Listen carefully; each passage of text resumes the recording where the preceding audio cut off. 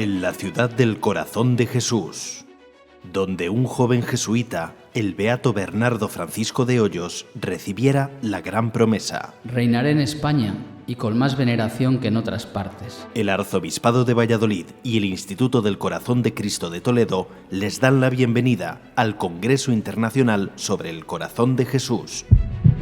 Cor Jesu, Spes Mundi. Inauguran el Congreso Monseñor Luis Argüello, arzobispo de Valladolid y presidente de la Conferencia Episcopal Española, don José María Alsina, presidente del Instituto del Corazón de Cristo, y Monseñor Demetrio Fernández, obispo emérito de Córdoba. Y comenzamos orando con la oración del Congreso. Corazón de Jesús, fuente del amor de la que brota la esperanza para nuestros corazones y para el mundo entero. En esta hora del amor venimos a confiarte este Congreso Internacional. Ilumina nuestras inteligencias, fortalece nuestras voluntades y haznos gustar y ver qué bueno eres para con tus hijos. Enciende nuestro corazón en las ansias redentoras del tuyo. Danos entrañas de misericordia y compasión para tantos hermanos nuestros que sufren en sus cuerpos y en sus almas. Conviértenos en misioneros enamorados, testigos que anuncian al mundo con sus palabras y sus obras tu evangelio, fuente de la verdadera alegría y de la esperanza. En este lugar, en el que hiciste resonar a través de tu siervo, el beato Bernardo de Hoyos, la promesa de la esperanza, reinaré. Te pedimos que adelantes la hora de la salvación en nuestro mundo, para que, sobre las ruinas acumuladas por el odio y la violencia, se pueda levantar la civilización del amor, el reino del corazón de Cristo. En el corazón de nuestra Madre la Iglesia queremos ser el amor. Por intercesión del corazón inmaculado de María, nos dirigimos a ti para glorificarte y darte gracias, para pedirte con toda confianza. Corazón de Jesús, esperanza del mundo, ten piedad y misericordia de nosotros y del mundo entero. Amén. Buenas tardes, amigos. Os saludo en nombre de esta iglesia que peregrina en Valladolid. Esta iglesia y esta ciudad singularmente vinculadas al corazón de Jesús, gracias al joven jesuita Bernardo Francisco de Hoyos. Saludo a mis hermanos obispos, especialmente con especial cariño al cardenal Ricardo Blázquez, arzobispo emérito de Valladolid, que está entre nosotros, como a ti, querido Demetrio, obispo emérito de Córdoba. También a quien hacéis, como el vicario general, don Jesús Fernández Lubiano, que es el rector del santuario de la Basílica Santuario de la Gran Promesa, que es el punto de referencia de este congreso, como al señor rector de nuestro seminario diocesano, don Fernando Bogónez. Como no, saludar de una forma especial a los padres jesuitas, querido padre Alberto, que nos acogéis en esta casa, en esta sala Borja, donde tantos encuentros, reflexiones, sesiones de formación tienen lugar en favor de la diócesis y de la ciudad de Valladolid, con representaciones culturales de diverso signo. También saludo al superior de la Casa de los Padres Agustinos de nuestra ciudad y párroco de la Iglesia de San Agustín, que también acogen algunos de los participantes en este congreso, como a doña Teresa Melón, que es secretaria de la Asociación Padre Hoyos, y desde ella nos sentimos especialmente unidos a Torre Lobatón, lugar de nacimiento del Padre Hoyos, como también a todas las personas que desde Torre Lobatón, desde el Centro de Espiritualidad y Basílica Santuario y otras realidades de nuestra diócesis, muchas de las congregaciones religiosas que estáis aquí presentes, tenéis en el título de vuestra congregación la presencia del corazón de Jesús, que es esperanza del mundo. Por eso nos alegra la presencia del Ayuntamiento y de la Diputación, y saludamos a Víctor Martín, concejal del Ayuntamiento de Valladolid, y a Víctor Alonso Monge, vicepresidente de la Diputación Provincial de Valladolid. Como no, además de saludar, que luego tomará la palabra, agradezco tanto a José María Alsina, presidente del Instituto del Corazón de Cristo, y en él a la Iglesia Hermana de Toledo, especialmente vinculada a nosotros a través de la figura de don Francisco Cerro, que tanto tuvo que ver, gracias a don José Delicado también, en la puesta en marcha del Centro de Espiritualidad y en el sacar brillo, si se me permite la expresión, a nuestra Basílica Santuario. Acogeremos a don Francisco Cerro entre nosotros en las próximas horas y también presidirá una hora santa. Y así esta colaboración entre la Diócesis de Toledo, el Instituto del Corazón de Cristo, la Archidiócesis de Valladolid, y en la gestación del mismo Congreso hemos estado también en contacto con lugares singulares del Corazón de Cristo en nuestra nación española, como es el Cerro de los Ángeles o el Tibidabo, otros lugares donde tiene el Corazón de Jesús una especial presencia. Me alegra también acoger especialmente a quienes venís de San Sebastián, en este momento en el que una de tantísimas imágenes, estatuas del Corazón de Cristo que jalonan la vida española, en estas últimas semanas ha sido objeto de una cierta discusión, y nos ha alegrado la carta de su obispo, don Fernando Prado, apoyando a todos los devotos del Corazón de Jesús en esta tierra hermana. El Congreso se ha ido gestando al hilo de varios acontecimientos, teniendo como punto focal la celebración de los 350 años de la revelación del Corazón de Cristo a Santa Margarita María de Alacoque en Paray-le-Monial, en ese monasterio de la Visitación, y lo que los jesuitas logran luego de difundir esta devoción, a nosotros nos llega a través del Beato Bernardo, ya tantas veces citado en este saludo inicial. Nosotros también quisimos extender un año jubilar que dedicamos al Corazón de Jesús con motivo de la erección de la estatua del Corazón de Cristo en la torre de nuestra catedral, para el planteamiento que ya nos hicimos en el año jubilar, que es toda una senda que nos llevase hasta el año 2033, año en el que se cumplirán los 2000 de la redención de Cristo, año 2000 años de la herida del costado abierto de Cristo. Nos parecía importante poder apoyar diversas iniciativas que luego han ido adquiriendo un carácter providencial.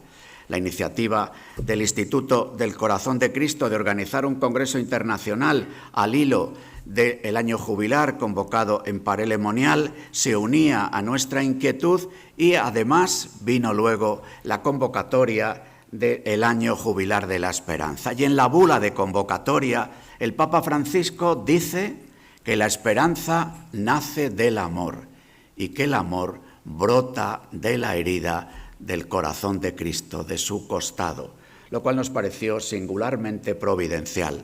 Por si fuera poco, en esta senda de preparación de este congreso, el Papa Francisco, de feliz memoria, con agradecimiento le recordamos su figura, su pontificado, y oramos por su eterno descanso, publica la carta encíclica Dilexit Nos, un verdadero regalo que adquiere casi el carácter de testamento, si vale esta expresión, del Papa Francisco. Un regalo que sin duda ninguna marcará un antes y un después a la hora del impulso a la devoción, a esta singular devoción al Corazón de Jesús, que es algo más que lo que pudiera ser devociones particulares, sino que adquiere la centralidad de la vida cristiana y además se ofrece como esperanza para nuestro mundo, porque el Corazón de Cristo es un foco permanente de luz y de amor. Y el mundo en el que vivimos, queridos amigos, anda a veces a ayuno de iluminación, de caminos iluminados que nos indiquen por dónde caminar para convivir y construir el bien común. Y a veces también anda deseoso como un mendigo de encontrar una fuente de amor que cure las heridas, que reconcilie las manos y que impulse un trabajo compartido por el bien común. Así se ha ido gestando este congreso, con la colaboración de muchos de los que estáis aquí presentes y con el deseo de participar expresado prácticamente en las primeras semanas de abrirse la inscripción del congreso por los que estáis aquí presentes en esta tarde y otros que seguramente hubieran querido acercarse. Pidamos en estas horas en las que ya la Iglesia toma conciencia de vivir una vigilia de Pentecostés, una especial invocación al Espíritu Santo, que venga la luz de los corazones y que esta luz de los corazones sea quien ponga ojos a nuestro corazón para que podamos contemplar la realidad y mirarnos unos a otros desde la misericordia con la que el Señor nos mira. Que estas horas, que esta Pascua semanal que coincide con Pentecostés y culminación del tiempo pascual de la Iglesia, sean una oportunidad para acrecentar en nosotros el enamoramiento del corazón de Cristo, para enamorados, enamorar al mundo. Muchas gracias y buen congreso.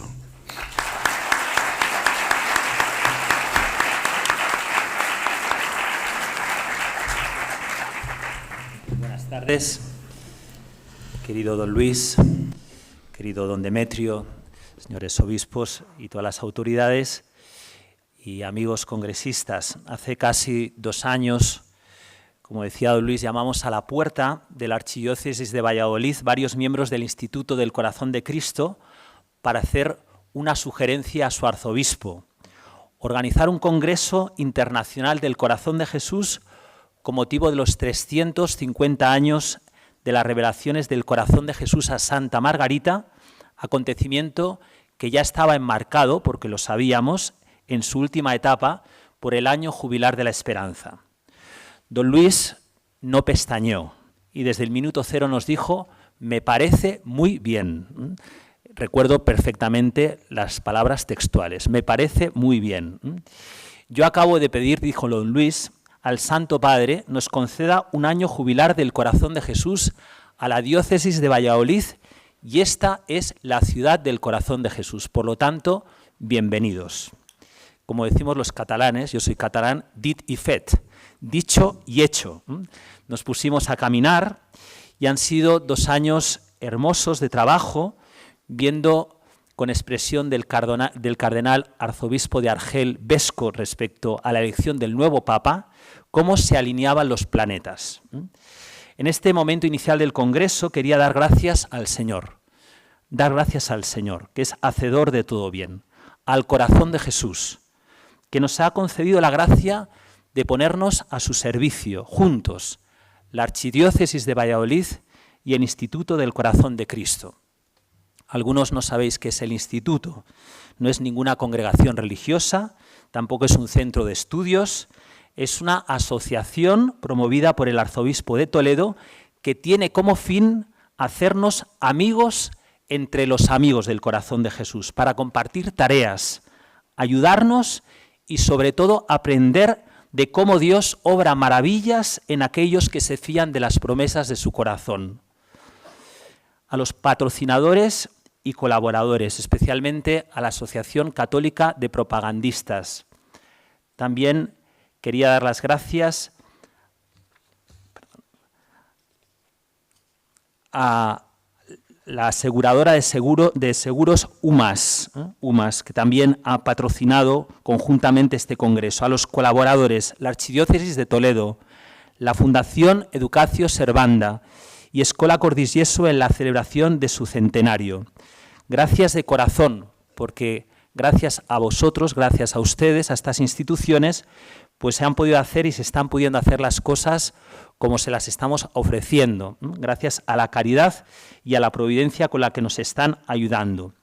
Gracias a todos los que habéis colaborado de una manera directa o indirecta para hacer posible, en palabras del Papa Francisco, este milagro social de trabajar juntos, siendo distintos, para que el Corazón de Jesús sea conocido y amado. Pero la acción de gracias del Instituto, sobre todo, es haber podido ofrecer a la Iglesia, junto con la Archidiócesis de Valladolid, este servicio. hacernos eco, en palabras de don José Ignacio esta mañana en la misa, de las maravillas de Dios con su pueblo, de las promesas del reino de su corazón, promesa que está en el corazón del Evangelio y que llega hasta nuestro tiempo a través de tantos santos. Hoy recordamos aquí especialmente a Margarita María y al Padre Hoyos. El eco de esta promesa sigue resonando hoy en la Iglesia y nosotros somos algunos de los que hemos sentido este eco. Quería daros las gracias a todos los que habéis acudido a este congreso. No me voy a detener porque es importante que escuchemos ya al conferenciante, pero sois de más de 34 diócesis de España que habéis venido, 12, 13 congregaciones religiosas, sacerdotes, hemos calculado entre los que vienen y van, porque los sacerdotes ya sabéis que tienen muchas tareas, y obispos, estamos en total 40 clérigos, y también, pues muy importante, la presencia de asociaciones laicales, de los laicos. Este congreso está protagonizado por un grupo muy importante, además de sacerdotes, religiosas, de laicos, que sois los que estáis en medio del mundo dando testimonio del amor del corazón de Cristo. Acabo, estamos en un momento de gracia, el final de los 350 años, el jubileo de la esperanza, la elección de un nuevo pontífice que nos ha dicho desde el inicio, Dios nos ama a todos incondicionalmente, es la hora del amor. Pues vamos a disfrutar de esta hora del amor, vamos a abrir nuestro entendimiento y nuestro corazón para juntos abrirnos a la promesa de la esperanza y poder repetir, corazón de Jesús, esperanza en nuestro mundo, ten misericordia de nosotros. Muchas gracias.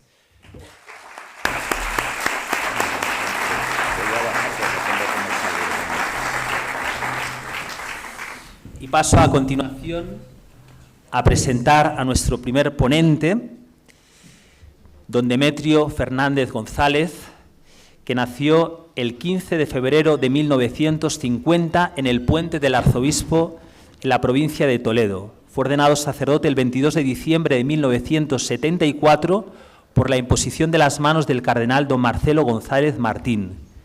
Estudió en Roma primero la licenciatura en Teología Dogmática y Derecho Canónico, que continuó en la Universidad Pontificia de Salamanca. El año 2002 defendió su tesis doctoral Cristocentrismo de Juan Pablo II.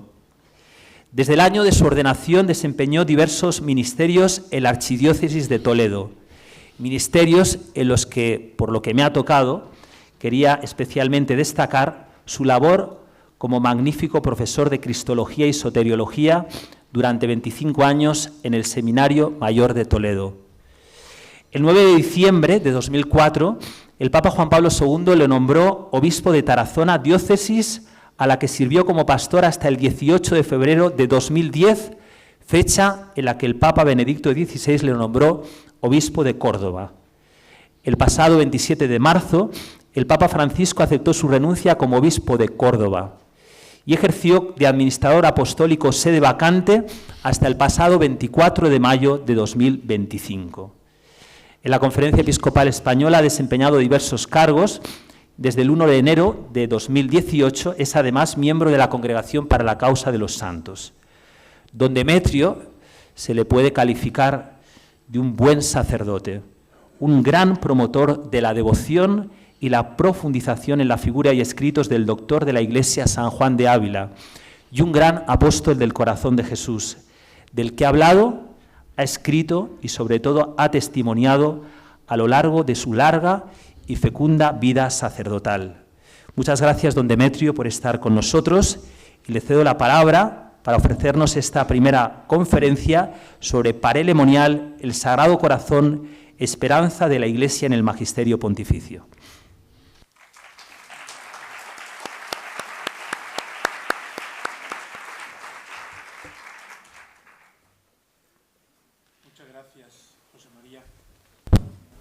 Muchas gracias, José María. Creo que el título principal de venir aquí es la amistad que nos une desde aquellos años de clase de Cristología, ¿no? Donde pues tuve la satisfacción de ser profesor, todos los que han comenzado la Hermandad de los Sagrados Corazones, a la que pertenece don José María y es superior, como también de don Francisco Cerro, He sido profesor, fijaos qué viejo soy, ¿no? Profesor en Cristología, ¿no? Lógicamente, en esa asignatura, pues hay que hablar por necesidad del Sagrado Corazón de Jesús y de su identidad y de su acción redentora. Y pues hemos tenido, estos días también lo estábamos recordando, el influjo directo y positivo del Padre Mendizábal. Celebrábamos antes de ayer el 100 aniversario de su nacimiento, que nos ha introducido en el corazón de Cristo en tantísimas ocasiones. Yo recuerdo aquellas semanas del CETE en Toledo, donde él ciertamente era, junto a don Marcelo, un vallisoletano de pro, pues era el alma de aquellos encuentros. Bueno, pues cuando me has pedido que viniera para hablar y un poco resumir el magisterio de la Iglesia, pues dije que sí, y aquí estoy, gozando de este encuentro y de las personas, muchas conocidas, y de esta manera pues compartir un rato con todos vosotros acerca de este tema. Saludo, como no, al señor arzobispo don Luis Argüello, además presidente de la Conferencia Episcopal Española, que nos acoge en su casa, en el santuario del Sagrado Corazón, y nos ha hecho la inauguración o presentación. Y a los demás hermanos obispos, sacerdotes, religiosos, religiosas y fieles laicos, en buen número, abundante número, que participan en este congreso. Yo decirles como introducción que he recibido hoy este regalo, el regalo de un libro que es verdadera historia de la espiritualidad del corazón de Jesús. Acaba de salir hoy, por tanto no sé si lo conoceréis, pero permitidme la publicidad de deciros que lo compréis, está muy bien. Lo ha hecho Pablo Cervera y Javier Puello, los dos muy conocedores y devotos del corazón de Jesús. Pero es una obra magna, seguro que os interesará y no os arrepentiréis de haberla adquirido. Y ya sin más entro en la materia, ¿no? Es muy largo desde que comienzan, las apariciones nos están repitiendo hace 350 años y 60 años después las de el beato Bernardo de Hoyos. Nos decía Monseñor Munilla en la misa, pues que tanto una como otras que pueda haber, son eco de la gran revelación que Dios nos ha hecho en su Hijo Jesucristo. Pero al hacernos destinatarios de estas revelaciones particulares, también nos está invitando a entrar en lo más hondo de su corazón. En los documentos magisteriales, tanto Aurietis Aquas, ahora me entretendré un poquito, como Dilexit Nos, que es la encíclica última del Papa Francisco, se nos hace una afirmación muy importante.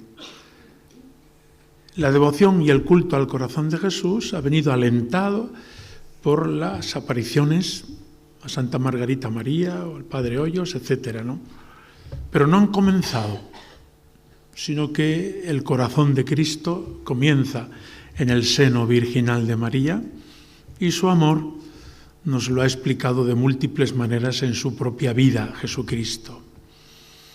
De hecho, San Juan, en su primera carta, nos dice: nosotros somos los que hemos conocido el amor que Dios nos tiene y hemos creído en Él. Puesto que el cristianismo es la revelación del amor. Es, por tanto, la revelación del corazón de Cristo. Y este libro al que me he referido antes hace toda una historia antes de las apariciones en parelemonial, en los autores, tanto del Nuevo Testamento, por tanto revelación pública en los textos bíblicos, como luego en la asimilación por parte de los padres y autores a lo largo de toda la historia. Por eso es muy interesante darnos cuenta que estamos celebrando los 350 años de esa revelación privada, que ha sido como una explosión de amor para el mundo entero, pero que no comienza ahí. El corazón de Cristo comienza a palpitar en el seno de su Madre Santísima Y el amor del corazón de Cristo se nos ha revelado en su vida pública, en su pasión, en su muerte y en su resurrección y en el envío del Espíritu Santo. Y queda como simbolizado todo ello en la herida del costado. Así lo han ido entendiendo autores, muchos y varios y de distintas maneras, con expresiones místicas de largo alcance en la historia de la Iglesia. Bien, pues estas apariciones, que son en el año 1673 al 1675, estamos cumpliendo los 350 años, suscitan, por decirlo muy deprisa, remito a este como a otros escritos que ya hay que uno puede estudiar más detenidamente, la petición de la fiesta litúrgica.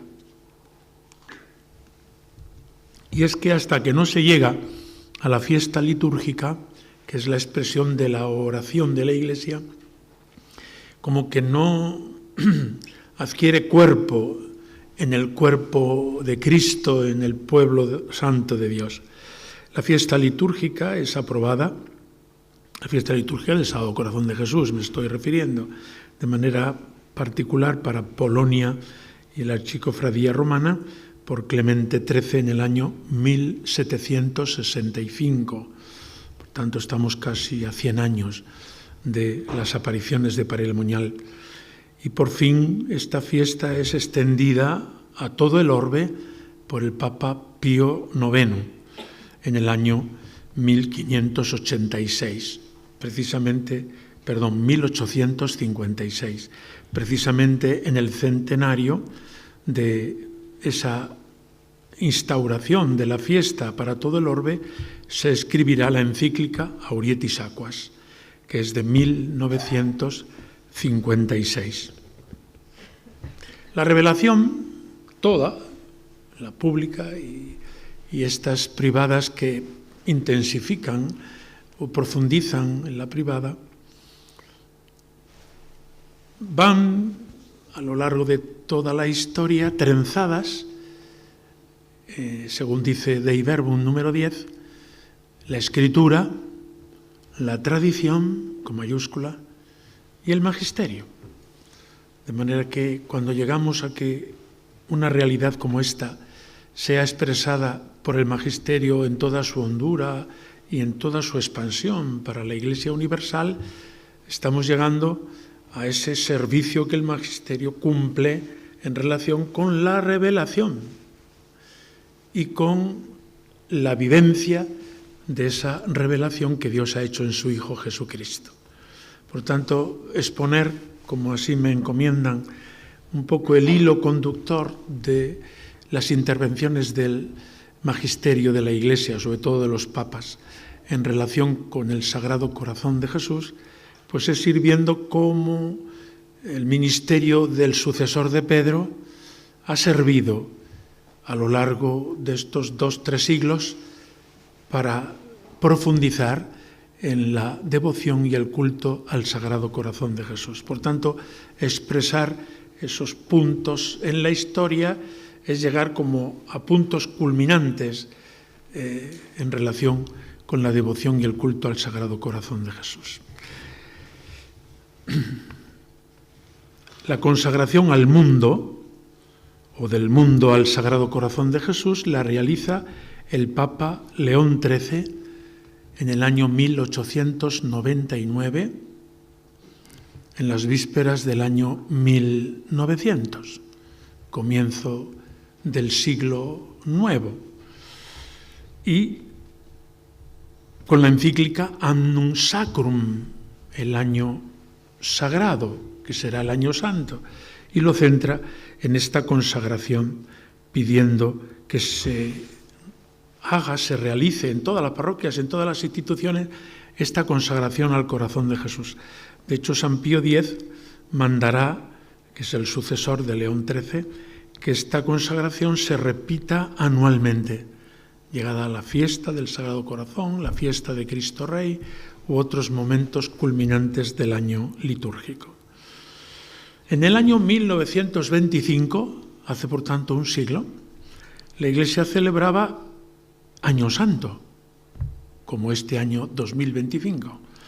Y además celebraba el 1600 aniversario del Concilio de Nicea, como estamos celebrando este año el 1700 aniversario que presidió, para más datos, el obispo de Córdoba. Eso no es publicidad, eso es historia. Osio de Córdoba. Bien, pues en ese año 1925, Pío XI escribe la encíclica Quas Primas, instituyendo la fiesta de Cristo Rey. Dice él en esta encíclica, ante la pública apostasía del mundo que se aleja de Dios, no solo el mundo como mundo, del cual ya Jesús hablaba en su Evangelio, sino las instituciones, las costumbres, los parlamentos. Todo esto viene de lejos.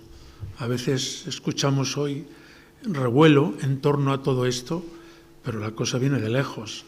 Échenle un siglo largo o dos en donde ha habido una ruptura fuerte en relación con Dios por parte de las instituciones, de las costumbres, de la sociedad, toda la Revolución Francesa, etcétera, ¿no? Y el final de la guerra. El Papa agradece, por tanto, ese final, instituye la fiesta de Cristo Rey. Primero, poniéndola a finales de octubre, cerca de la fiesta de Todos los Santos, es el 1 de noviembre, y luego en la reforma litúrgica se ha puesto en el último domingo del año litúrgico para situarla como colofón de todo el año litúrgico. En el año 1928 también el Papa Pío XI publica la encíclica Miserentissimus Redentor, que el Papa Francisco menciona en la carta Dilexit Nos, o en la encíclica Dilexit Nos, muy brevemente, pero hace alusión a esos hitos importantes. Y ahí el Papa Pío XI invita a la consagración al corazón de Jesús, a la expiación y reparación. Introduce estos conceptos en la relación, elevándolos a rango universal y doctrina ordinaria, diríamos, del magisterio, ¿no? Introduce, por ejemplo, la idea, y se detiene, de consolar a Cristo, que luego Dilexit Nos también lo trata, en el capítulo 4. ¿En qué consiste? Porque lo explica por primera vez, diríamos, en este contexto magisterial, el Papa Pío XI. Pero ¿cómo nosotros, que vivimos en el siglo XXI, podemos consolar a Jesús, que vivió y sufrió en el siglo I? ¿O es que consolamos al Jesús que está en el cielo, que está lleno de gloria? Hay que explicarlo. En Cristología lo explicábamos, y aquí solo un dato rápido. Y es que podemos hacernos contemporáneos a Jesús, históricamente, no solo con el Jesús que ahora vive en el cielo, sino con el Jesús que vivió en la tierra, porque Él nos tuvo presentes a todos y cada uno de nosotros, por esa ciencia que abarca la historia y que se califica en teología de carácter infuso, pero que Jesús, cuando en Belén, cuando en la cruz, cuando predica, cuando en Getsemaní vive esas horas de angustia, me tiene presente a mí. Si esto es así, San Ignacio podrá decir en los ejercicios que yo medite como si allí presente me hallara. Yo no estaba allí, pero en el corazón de Cristo sí estaba yo presente. Esa simultaneidad, importante porque lo ha corroborado explicándolo ampliamente la Comisión Teológica Internacional. Si San Pablo puede decir, me amó y se entregó por mí, y él no convivió con Jesús, también nosotros podemos decir, me amó y se entregó por mí personalmente, por el mismo principio teológico, que ahora ya no me entretengo en explicar, pero de ahí viene el fundamento teológico de la consolación a Jesucristo. Podemos consolar, porque de manera misteriosa hemos estado en Getsemaní, o podemos acercarnos hasta allí, pero no solo por un movimiento que brota de mí, como si allí presente me hallara, sino en virtud de un principio cuya iniciativa es de Él. Es que Él me ha tenido presente, por tanto yo puedo estar presente. Ahí hay una comunión de corazones en donde yo puedo consolarle, y lo explica, si no con los matices que he dicho, pero lo explica Pío XI en la Miserentissimus Redentor, y vuelve a tratarlo Francisco en Dilexit Nos. De ahí viene la práctica de la hora santa. La hora santa en el culto al corazón de Jesús es esto, es compartir los sentimientos de Cristo, no solo porque yo me aplico a aquellos sentimientos tantísimos que aparecen, sino porque yo me acerco a su corazón y comparto esos sentimientos y puedo consolarle, y puedo reparar, y puedo expiar, etcétera, ¿no?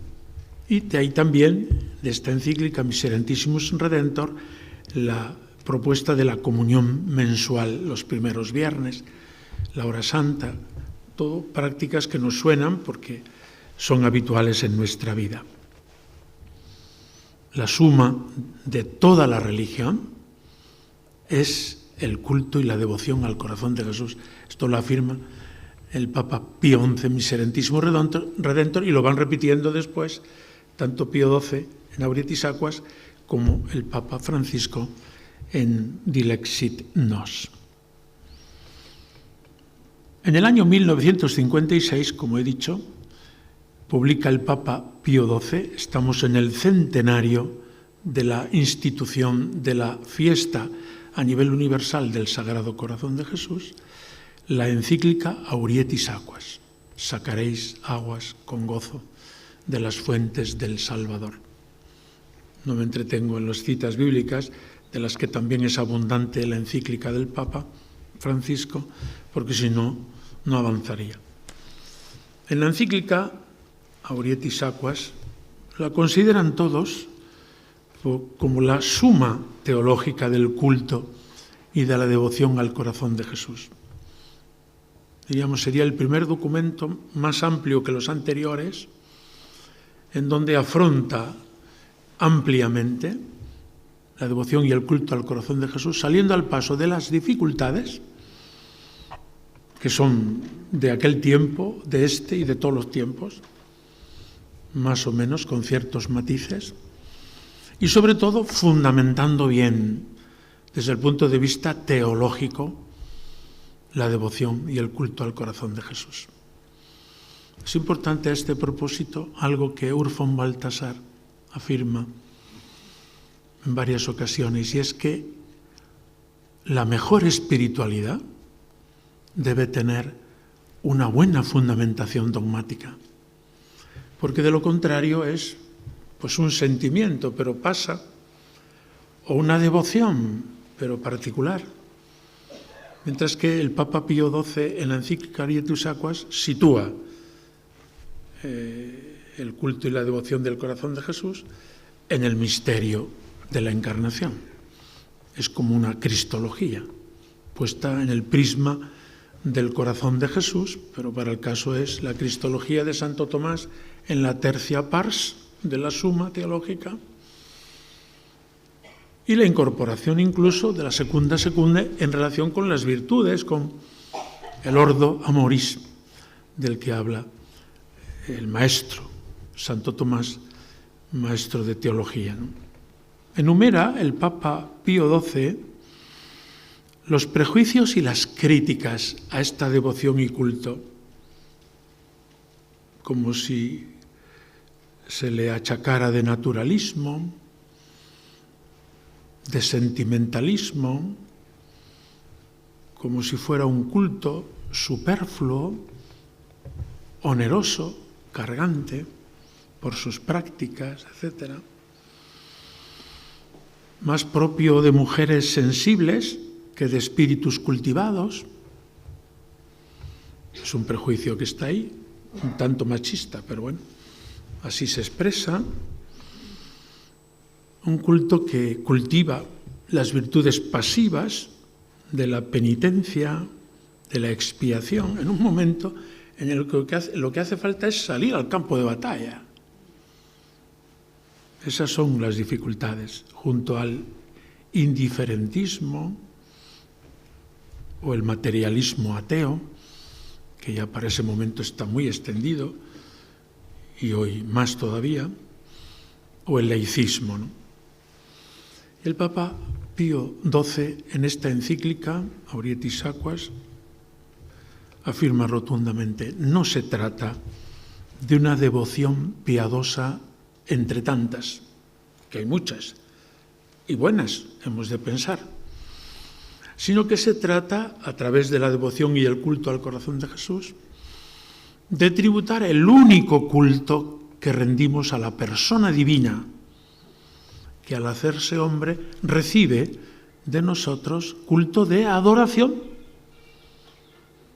Y esto se explica, lo explica Santo Tomás muy bien y los manuales de teología, porque la naturaleza humana que el Hijo de Dios ha tomado, toda entera, alma, cuerpo, y por tanto también corazón humano, el Papa Francisco explicará en su primer capítulo ampliamente, al tomar por el misterio de la encarnación esta humanidad entera, alma y cuerpo, corazón, sentimientos, por parte nuestra, la relación no es por una parte la humanidad, por otra parte la divinidad, sino que la adoración al Hijo de Dios hecho hombre es única adoración. Ello explica San Cirilo de Alejandría preciosamente esa unión, y lo entendemos quizá más fácil cuando tratamos de María Santísima, la Madre de Dios. En toda la historia de la teología, la lente mariana nos hace ver las cosas como son, en este y en otros muchos temas, que no me entretengo en enumerar, pero en este sin duda. Porque si nosotros rindiéramos un culto a la humanidad de Cristo, donde está su corazón humano, y otro culto a la divinidad, donde está el corazón divino, María sería madre solo de la parte humana. Sin embargo, San Cirilo de Alejandría, en la segunda carta a Nestorio, en el año 427, explica cómo María es Theotokos, Madre de Dios, porque le ha dado a la persona el ser hombre, dándole el cuerpo, porque el alma ha sido creada en el momento de la concepción. El resultante es una persona divina que ha tomado una naturaleza humana completa, y por eso la respuesta nuestra es de relación unitaria. Esa unidad viene dada por el misterio de la encarnación. Y este misterio o esta explicación teológica es la que, aplicada al culto al Sagrado Corazón, hace que no entendamos el corazón de Cristo, por un lado, humano, por otro lado, divino, o separados. Esa sería la herejía de Nestorio. Sino que con el Concilio de Éfeso confesemos que es una sola persona y única, con una humanidad entera, como la nuestra, y por tanto el culto es un culto de adoración a todo ese compuesto. La persona con su naturaleza divina y su naturaleza humana. De ahí vendrá, por tanto, una explicación de el amor. Es divino, es humano, y siendo humano es espiritual y es sensible. Pero no son tres amores distintos, o se pueden distinguir, pero que están íntimamente unidos. La relación con el corazón de Jesús, con este corazón que reside en el cuerpo humano de Cristo, es una relación con toda la humanidad y con toda la divinidad. Por eso, de arriba abajo, el amor divino se ha hecho carne en la humanidad santa de Jesucristo, y el culto que nosotros le tributamos o la relación que establecemos es una relación puente a través de este corazón humano y de su finura, diríamos, espiritual, llegamos al corazón divino, al amor de Dios. Y el símbolo que se usa normalmente para esta relación nuestra y llegar hasta lo hondo es la llaga del costado, abierta para que entremos y lleguemos hasta la persona en este caso divina. Por eso María es madre de Dios, de la persona, no solo es madre de la humanidad. Y el culto que nosotros tributamos al corazón de Cristo no se detiene en la humanidad, ni siquiera solo en la parte espiritual, sino que alcanza a la persona, porque el corazón de Cristo es el corazón de una persona divina, y la adoración es una adoración a la persona divina. Bien, pues todo esto se explica en Aurietis Aquas como, diríamos, llevando al culto y devoción del corazón de Jesús lo que la Iglesia explica en su tratado de Cristología, diríamos, y lo viene haciendo, pues pongo el maestro Santo Tomás, pero antes ya viene explicándolo lo mejor que puede dentro de lo que es el misterio. Por tanto, la encíclica Aurietis Aquas fue una grandísima aportación al culto y devoción del corazón de Jesús, que brota de estas revelaciones privadas, pero no tiene su origen solo ahí, sino que viene desde la Escritura, la tradición de los padres, la vivencia de la Iglesia, tantos autores místicos, etcétera, ¿no? Y luego el magisterio la ha ido asumiendo y la propone al mundo entero, buscando los mejores fundamentos de sus teólogos, de sus autores, y con la autoridad propia del sucesor de Pedro, que tiene esta tarea, este servicio de confirmar en la fe y de llevarnos, pues, por el camino de la verdad hasta la verdad completa, como hace el Espíritu Santo. Otro tema que entraría, pero no me entretengo más, en Aurietis Aquas, es el conocimiento del corazón de Cristo. Conocimiento, ese corazón humano, conocimiento de su propia identidad. Él sabe que es el Hijo de Dios, que es Dios, y habla de ello continuamente. Precisamente la celebración del 1700 aniversario del Concilio de Nicea debe llevarnos a esta certeza. Jesús no es un sujeto que viene así a tontas y a tientas y no sabe del todo quién es y vete a saber cuándo lo descubre. ¿Qué va? Solo faltaba que él fuera el único que no supiera quién es. Nosotros lo vamos sabiendo, pero desde muy pronto sabemos quiénes somos, y cuando una persona no sabe quién es, tenemos que llevarla al psiquiatra, porque quiere decir que hay un desequilibrio, ¿no? En Jesucristo, lógicamente, no ha sucedido nada de eso. Ha habido un equilibrio enorme. El Padre le ha ido enseñando desde niño pequeño y ha conocido al Padre, y en el Padre se ha conocido a sí mismo como hijo, y en esa relación con el Padre, conociéndose como hijo, ha ido conociendo también la historia de la humanidad, la redención, las personas que vamos a intervenir. Ahí estamos todos metidos, ¿no? Y ahí también ha conocido, pues, las cosas de cada día, que las ha ido aprendiendo.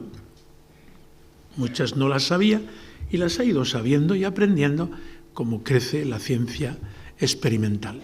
Esto que Santo Tomás lo explica muy detalladamente, y no tampoco me entretengo en ello, Aurietis Aquas lo trae para hablar del conocimiento de Jesús, de su Padre, de sí mismo y de la historia y de nuestra propia vida y de acontecimientos, como he dicho antes, ¿no? Yo resumiría ese punto diciendo: Jesús es Dios, sabe que es Dios y habla continuamente de ello. Hasta que un punto que Felipe le dice, pues muéstranos al Padre y nos basta. Es la pregunta del millón. O sea que en el corazón de Cristo no hay una ignorancia del misterio de Dios. En el corazón de Cristo no hay un desconocimiento de la historia de la humanidad, sino que en ese corazón humano existe este conocimiento de su propia identidad divina, de su misión redentora y de las personas que estamos ahí, en esa mente y en ese corazón privilegiado. Ayer escuchábamos en el Evangelio de San Juan, te ruego no solo por estos, sino por los que creerán por la palabra de estos. Ahí estamos nosotros, que unos a otros nos vamos transmitiendo lo que hemos recibido del Señor, ¿no? De vez en cuando hay una irrupción de la acción de Jesucristo y del Espíritu Santo, como es el caso de Santa Margarita María o del Padre Hoyos, haciendo entender, vivir, etcétera, más intensamente ese misterio y nos lo dan a conocer. Bueno, no me entretengo más en Auritis Aqua porque el tiempo se me está pasando, claro, y tengo que hablar. Después de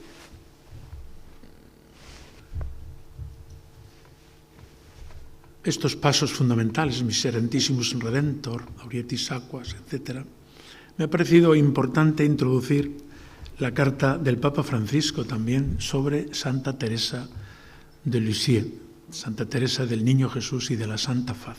Es una carta breve, como sabéis, seguro que la habéis leído o todos o casi todos, porque es una carta preciosa, que habla de Santa Teresa del Niño Jesús, que sabéis que en este camino de la devoción, del culto al corazón de Jesús, tiene una grandísima aportación. Ella no es el magisterio de la Iglesia, el magisterio de la Iglesia es el Papa Francisco, pero ella vive una experiencia que le ha llevado a ser calificada y declarada doctora de la Iglesia. Luego algo tendrá cuando la Iglesia le ha declarado doctora, ¿no? Y es ese caminito que ella dice de la sencillez, de la pequeñez, de no atribuir nada de su vida a sus propias obras y a sus propios méritos y por tanto confiar en la misericordia de Dios. Conocéis a Santa Teresa del Niño Jesús y yo aquí he tomado algunas notas, pero seguro que me saltaré la mitad de ellas para no entretenerme. La carta ha sido publicada el 15 de octubre del año 23, porque es el día de Santa Teresa de Jesús. Quería el Papa Francisco subrayar que esta experiencia de Teresita tiene como fundamento en el Carmelo a Teresa, la grande Teresa de Jesús. En el 150 aniversario de su nacimiento y en el 100 aniversario de su beatificación por Pío XI. Todos los papas, desde la muerte de Teresa del Niño Jesús, la han tratado con mimo. Es así, la han tratado como ella es, un poco mimosa, pues la tratan así, con mucho cariño y con mimo, yo diría, como se trata a un niño mimado, como experta en la ciencia del amor. Ella habla de la evangelización por atracción. El corazón de Cristo ejerce sobre nosotros no un imperio forzado, sino una atracción fascinante, como la mariposa cuando encuentra la luz, ya no se puede apartar. Es como una atracción de la que no puedo ya prescindir, manteniendo toda la libertad, ¿no? Y por eso ella dice, atráeme y correremos, tomando el texto del Cantar de los Cantares. Recibiendo mucho para repartir mucho. Se ha conocido en la vida de Santa Teresa del Niño Jesús el tema de la lluvia de rosas, que ella lo explica de San Luis Gonzaga, que lo leyó en el comedor, ella misma lo explica, y no me entretengo en esta anécdota, pero que allí ella ha entendido con esa lluvia de rosas que su vida no es para ella, sino que todo lo que recibe es para repartirlo. Y ella va a seguir haciendo el bien en el cielo, pues con una lluvia abundante de rosas, y de hecho así se significa cuando nos visitan las reliquias de Santa Teresa del Niño Jesús o se celebra su fiesta. Ese caminito, a pesar de mi pequeñez, puedo aspirar a la santidad. Agrandarme es imposible, tendré que soportarme tal cual soy, con todas mis imperfecciones. Y el ascensor que ha de elevarme hasta el cielo son tus brazos, Jesús. Ella ha puesto en primerísimo plano la primacía de la gracia. Compareceré delante de ti con las manos vacías. En plena edad de oro del ateísmo contemporáneo, nos dice esta carta, ella participa de esas densas tinieblas, del vacío de la nada. Me alegro de no gozar de ese hermoso cielo aquí en la tierra, para que Él lo abra de par en par a los pobres incrédulos para toda la eternidad. Ese sentido de reparación, de expiación, de prolongación de la humanidad de Cristo hoy para los demás. Son ideas que manejamos continuamente en la devoción y el culto al corazón de Jesús, pero que vienen enriquecidas por Santa Teresa del Niño Jesús. A mí me ha dado su misericordia infinita y a través de ella contemplo y adoro las demás perfecciones divinas. Más adelante, el corazón de mi esposo es solo para mí, como el mío es solo para él. Y por eso hablo en la soledad de este delicioso corazón a corazón. El cor ad cor loquitur, que tiene orígenes agustinianos y que ha puesto de moda el cardenal Newman, que esperamos pronto sea declarado doctor de la Iglesia. A la espera de llegar a contemplarlo un día cara a cara. De ahí viene la ofrenda como víctima de holocausto al amor misericordioso de Dios, con y como María. Y buscando su lugar en la Iglesia, ella nos dirá, antes nos la ha aludido don José María, en el corazón de mi madre, la Iglesia, yo seré el amor. Así lo seré todo. Es todo un mensaje que Santa Teresa del Niño Jesús nos ha transmitido. Sí, quiero pasar mi cielo en la tierra, haciendo el bien en la tierra como una lluvia de rosas. Cada santo tiene una misión. De hecho, el libro de Baltasar sobre Teresita se titula Historia de una misión.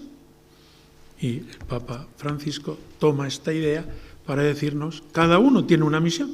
Estamos llamados a ser santos, pues eso es una misión irrepetible.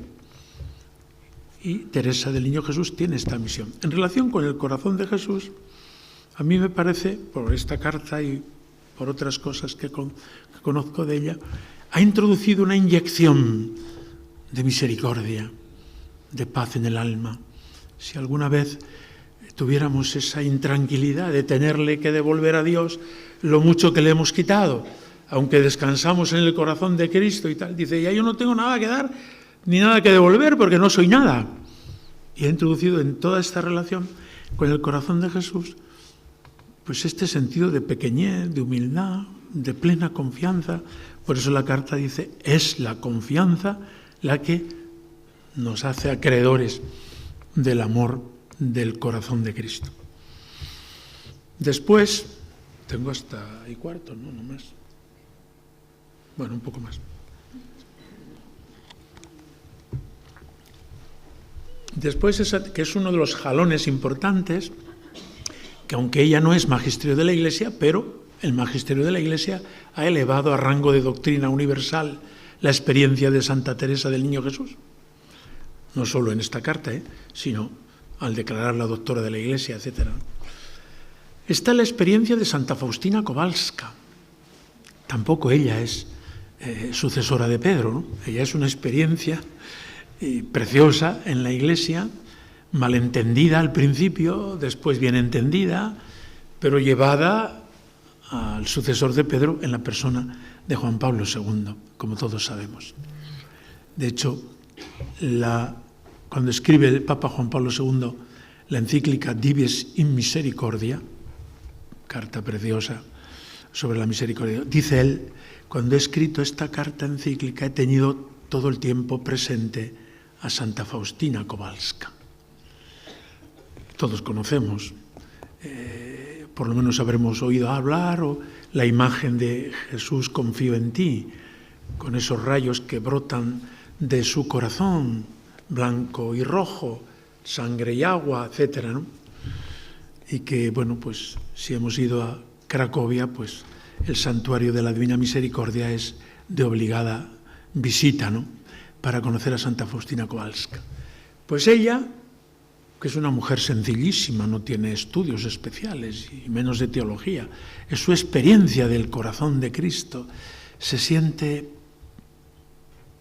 apóstol de la misericordia para el mundo de hoy. Y su diario y su culto, etcétera, malentendido al principio, es prohibido. Monseñor Wojtyła se encarga, qué cosas tiene la vida, ¿verdad? Monseñor Wojtyła se encarga de hacer una nueva traducción del diario y de conseguir que se levante en la prohibición del Santo Oficio, que es la encargada de velar por la verdad y la rectitud de la fe.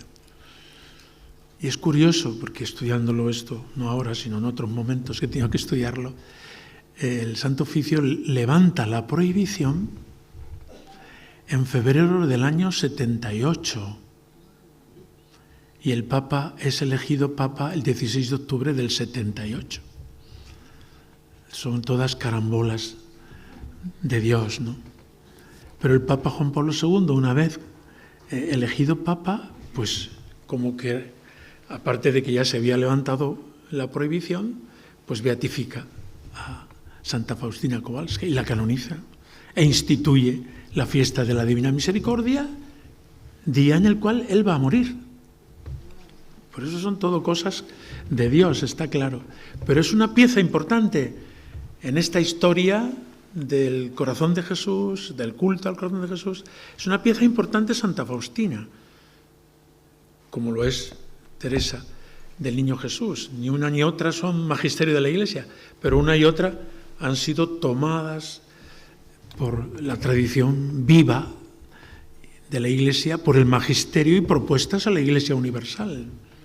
La fiesta de la Divina Misericordia la ha instituido el Papa Juan Pablo II, después de haberla beatificado, canonizado, dedicar Espíritu Santo in Sassia como templo de la Divina Misericordia en Roma junto al Vaticano, etcétera, ¿no?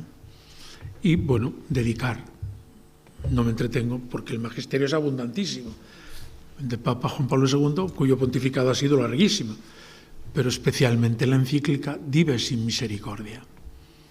Ahí llega a decir que el siglo XX es el siglo de la misericordia, porque ha sido el siglo de los mártires. Papa Juan Pablo II, en varias ocasiones, hace esta afirmación. El siglo XX ha sido el siglo de los mártires, porque de cada 4 mártires de toda la historia, 3 son del siglo XX.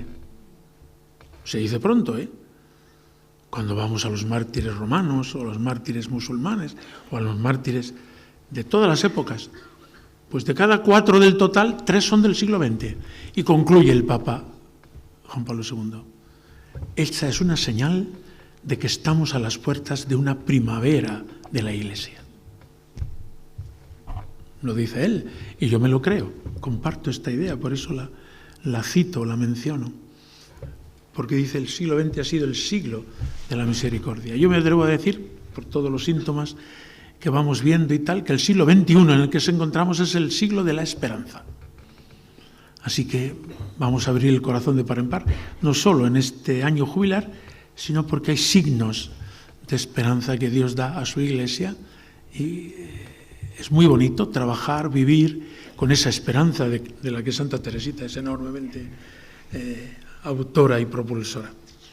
Por eso Juan Pablo II, con esto ya no me entretengo más en él, lo he centrado en la figura de Santa Faustina que él incorpora y que difunde y cuyo magisterio pues se ha hecho, diríamos hoy, viral, dicen viral. Bueno, después del Papa Juan Pablo II ha estado el Papa Benedicto, que en la encíclica Deus Caritas Es hace un análisis del amor precioso, del amor de Dios y del amor de los hombres, y del uno y del otro en el corazón de Cristo, claro, que es donde se juntan esos dos aspectos, ese punto de encuentro. El amor que en nosotros comienza a ser eros, es un amor de cierto interés, de intercambio, hasta el amor de ágape, el amor oblativo, el amor totalmente desinteresado, de entrega, el amor que se nos pide en la consagración, tanto en la virginidad, en el celibato, esa consagración plena y total, ese es ese amor oblativo, al que están llamados también todos los cristianos en su vida, pues cuando Dios se lo vaya concediendo, pero que hay que aspirar a ello cuanto antes, para vivir con amor gratuito. Pues esa aportación es propia del Papa Benedicto, que después ha tenido otras intervenciones y tampoco me entretengo en él, porque quiero pasar a la encíclica Dilexit Nos, como os he anunciado desde el principio. Es un regalo de Dios enorme. No nos damos cuenta de lo que supone esta encíclica Dilexit Nos. En lo que nos damos cuenta, procuremos aprovecharla, pero es una encíclica para toda nuestra vida, porque es un resumen de todo lo que estoy diciendo y más puesto en solfa a nuestros días. Y ha sido además, pues eso, la encíclica final del Papa Francisco.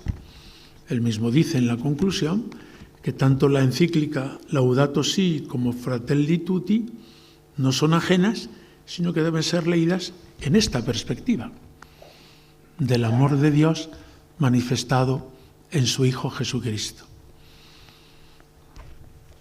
A mi juicio, es un juicio particular, pero lo digo, supera con creces a Lauretis Aquas.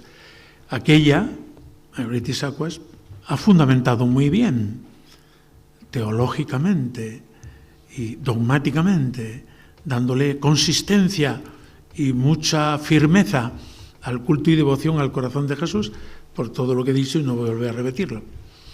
Pero esta encíclica, la Dilexit Nos, hace de puente y nos acerca al corazón de Jesús en nuestros días, donde muchos de aquellos prejuicios permanecen y han surgido otros, donde ya desde el primer capítulo el Papa habla de la importancia del corazón. Nuestro mundo es un mundo sin corazón, es un mundo que necesita corazón. Parece que estoy escuchando al Padre Mendizábal cuando hablaba de esto, introducía esta palabra y con ella lo decía todo, ¿no? Lo digo porque me resuena cuando hablo de este punto y tal como habla el Papa Francisco, de habérselo escuchado a él tantas veces, ¿no? El corazón, que es pues el centro de la persona, es el centro de los sentimientos, es el lugar de la propia identidad, es el donde se cuece, la bodega donde se cuecen los más profundos amores, etcétera, ¿no? Pues dedica el Papa en esta encíclica el primer capítulo al corazón. Y el título nos habla de ese amor, ¿no? El mundo tiene y puede cambiar desde el corazón. Lo más íntimo de la realidad es el amor. Al principio don José María nos ha dicho palabras del Papa León XIV. Es la hora del amor. Tenemos corazón, aunque esté herido por el pecado, pero el corazón de Cristo lo puede sanar. Y por eso en ese diálogo de corazón a corazón entramos en esa relación con Jesucristo, tan humano, tan sensible, tan cercano y al mismo tiempo nada menos que el Hijo de Dios, que por el misterio de la Encarnación se ha convertido en puente pontífice del amor de Dios a los hombres. El capítulo 2 de esta encíclica se dedica, y no me entretengo, a recoger los textos bíblicos. Al ver la multitud tuvo compasión, porque estaban fatigados y agobiados. Venid a mí los que estáis cansados y agobiados, y yo os aliviaré. Lloró ante la ciudad de Jerusalén, ante la tumba de Lázaro. Sintió tristeza de muerte. ¿Por qué me has abandonado? Ese grito de Jesús en la cruz que llevaría toda una sesión y que Jesús ha querido vivir sabiendo que el Padre no le abandona, sino que Él ha tomado en su corazón el abandono de los hombres que se alejan de Dios. Y nos recuerda el catecismo preciosamente cómo nos ha reconciliado con el Padre, tomándonos desde el abandono, a donde nosotros hemos ido. Yo diría, con la imagen del Hijo Pródigo, Jesucristo ha recorrido los pasos del Hijo Pródigo más allá, para traerlo a la casa del Padre, que al fin y al cabo es el que nos cuenta la parábola, el Hijo bueno, Jesucristo. Gestos de palabra y de amor que os invito a leer despacio y a meditar, porque esta encíclica hay que leerla no una, muchas veces, y a trozos, por capítulos, por números, servirá de meditación. Nadie puede decir, es una doctrina que se refiere al culto y devoción del corazón de Jesús, cosa de mi abuelita. Me decía un joven hace poco, yo creí que eso era cosa de mi abuelita, y ahora me di cuenta que el Papa Francisco dice que es para todos. Bueno, pues claro, está bien que te des cuenta de esto, ¿no? Está bien que haya sido de tu abuelita, ¿no? Pero bueno, pues que te des cuenta que es algo de hoy y para el futuro. Por eso esta encíclica hay que disfrutarla. Y luego en el capítulo 3, pues habla de este aspecto más dogmático, doctrinal, al que me he referido en Aurietis Aquas. Este es el corazón que tanto amó. La adoración de una imagen o del corazón es adoración a la persona divina del Verbo. El corazón expresa la totalidad de la persona. El Sagrado Corazón es la síntesis del Evangelio. Vuelve a repetir, como ya dijo Pío XI y ha repetido Pío XII, ¿no? En el número 83 vuelve a decir, hasta el punto de que podemos sostener una vez más que el Sagrado Corazón es una síntesis del Evangelio. Y en nota a pie de página está citando Aurietis Aquas, la encíclica de Pío XII. Se trata de una revelación privada, ya lo hemos oído, que es una ayuda que se ofrece, pero no puede decirse que este culto deba su origen a revelaciones privadas, sino que viene, como ya hemos dicho, desde el Evangelio, desde los padres de la Iglesia, desde los autores, desde la experiencia mística, desde las revelaciones particulares, y esta que ha sido como una explosión del amor de Cristo para la humanidad entera, como lo será 60 años después lo del Beato Hoyos aquí en Valladolid. Habla de los primeros viernes, de la hora santa, y también las enfermedades actuales, el agnosticismo, pelagianismo, exteriorismo, etc., me mueven a proponer a toda la Iglesia un nuevo desarrollo sobre el amor de Cristo representado en su corazón santo. No sé si encontraré ahora donde nos dice que por favor no nos riamos de las devociones del pueblo de Dios, ¿no? Número 160. Por consiguiente, son palabras como muy solemnes del Papa Francisco, ruego que nadie se burle de las expresiones de fervor creyente del santo pueblo fiel de Dios, que en su piedad popular intenta consolar a Cristo. E invito a cada uno a preguntarse si no hay más racionalidad, más verdad y más sabiduría en ciertas manifestaciones de ese amor que busca consolar al Señor que en los fríos, distantes, calculados y mínimos actos de amor de los que somos capaces aquellos que pretendemos poseer una fe más reflexiva, cultivada y madura. Apuntad, número 160. Todo un tesoro de doctrina. Por eso yo le decía el otro día a este joven, no es cosa de tu abuelita solo, o de los primeros viernes, que ya no se los pierde nunca, o de la hora santa, o del ofrecimiento de obras, o... No. Todo eso forma parte de un tesoro de la Iglesia y el Papa Francisco nos lo dice clarísimamente. Bien, sigue adelante. La actitud más adecuada es depositar la confianza del corazón fuera de nosotros mismos, en la infinita misericordia de Dios, de un Dios que ama sin límites y que lo ha dado todo en la cruz de Jesucristo. Y cita en este caso palabras de la carta sobre Santa Teresa que ya hemos comentado.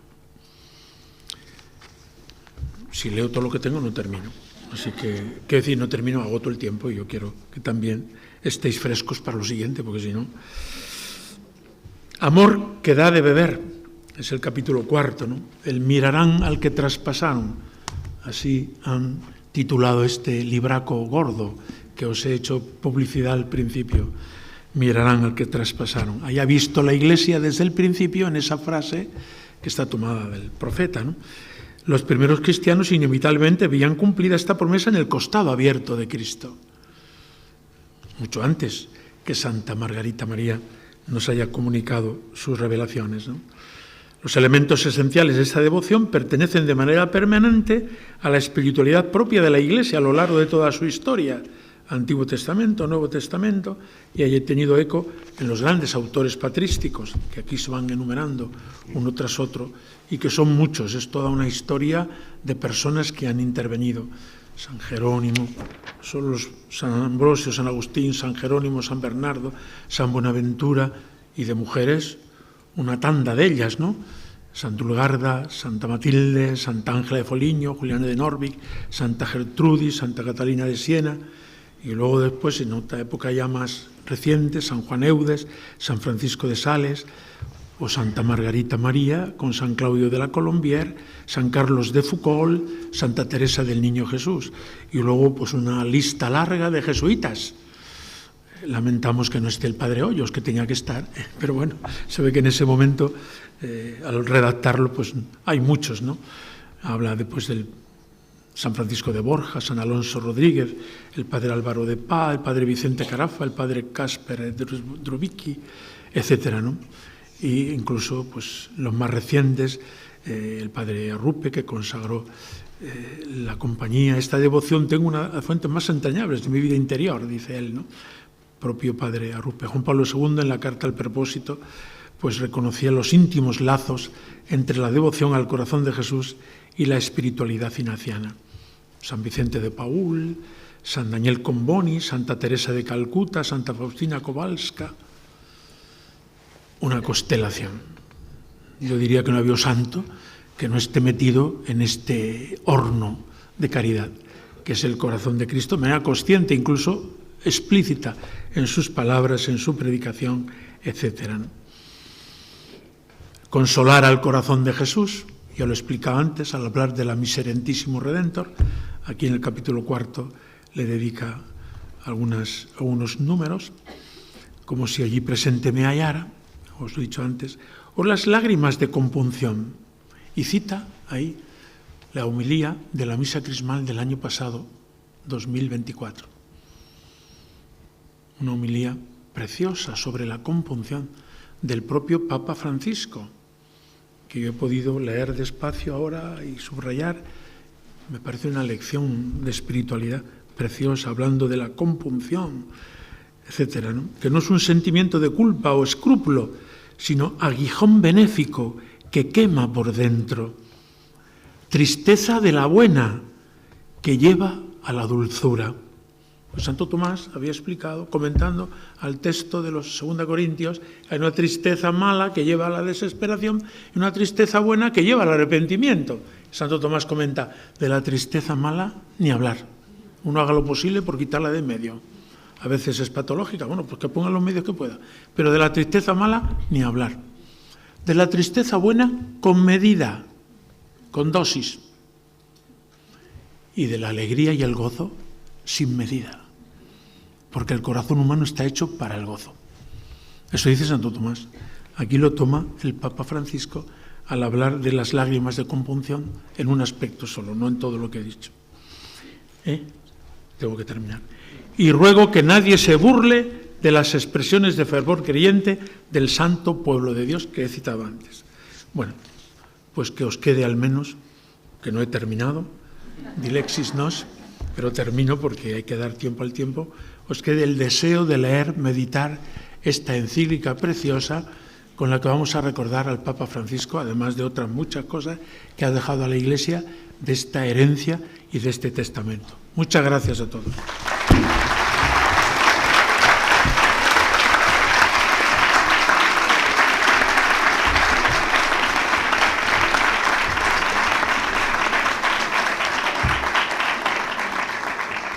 Muchas gracias, don Demetrio. Si alguien quiere hacer alguna pregunta, no sé si tenemos por ahí el micrófono inalámbrico.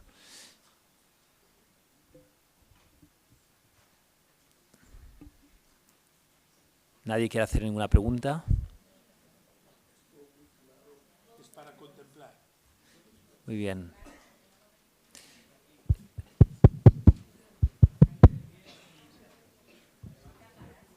Sí, levántese.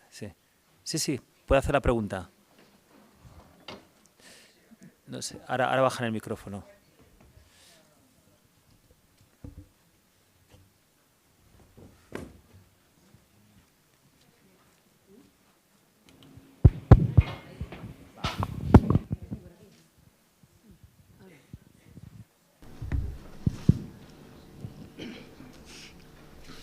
Bueno, como he hablado de tantos y tantos santos que van hablándonos y van preparando este camino de la devoción al Sagrado Corazón, hay una que a mí me dice mucho.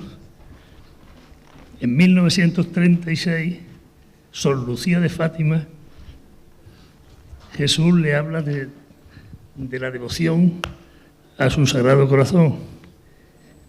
Y es cuando le dice que quiere poner al lado de su devoción la devoción al Inmaculado Corazón de María. Cuando le pregunta a Sor Lucía de cómo es eso de que la consagración a Rusia dependa de la consagración especial de Rusia al Inmaculado Corazón, ¿no? Entonces es interesante porque en estos últimos tiempos Jesús quiere poner al lado de su devoción la devoción al Inmaculado Corazón de María, que por supuesto se va a tratar en este congreso, ¿no? Pero que es interesante como dar esa pincelada desde el principio, ¿no? Es decir, cómo no podemos hablar de Adán o de Eva. Siempre hablamos Adán y Eva. El nuevo Adán Jesús, la nueva Eva María, la devoción al Sagrado Corazón, la devoción al Inmaculado Corazón de María, como algo propio de este siglo XXI, que es el siglo de la batalla entre la mujer y el dragón. No tengo nada que añadir, quizá, ¿no? Solamente que esa consideración está bien traída. Y bueno, pues la unión de los dos corazones se produce en el momento de la anunciación y de la encarnación, en donde el Hijo entra diciendo: aquí estoy para hacer la voluntad del Padre, en actitud de obediencia, en el momento mismo en que María dice: hágase en mí según tu palabra. Esos dos corazones han estado, diríamos cronológicamente, sincronizados en un momento concreto de la historia. Y ahí fueron unidos para siempre. Ya nunca se han separado. Desde aquel momento de la encarnación, en cualquier momento de la vida de Jesús, van unidos. No se puede entender el uno sin el otro, lo recuerda Juan Pablo II en Redentoris Mater, ¿no? Y así, cuando llegamos aquí, pero yo no me he entretenido porque no me ha dado tiempo a decir lo mío, que también es mío ese tema, claro. Sí. Pero vamos, lo que has dicho yo lo suscribo y no me entretengo en comentar más.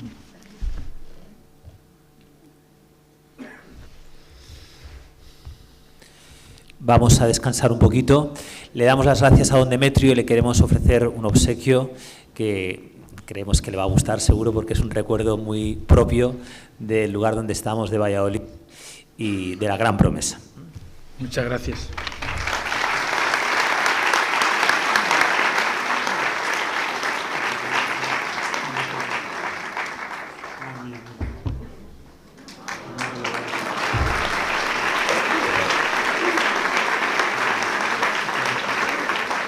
Gracias.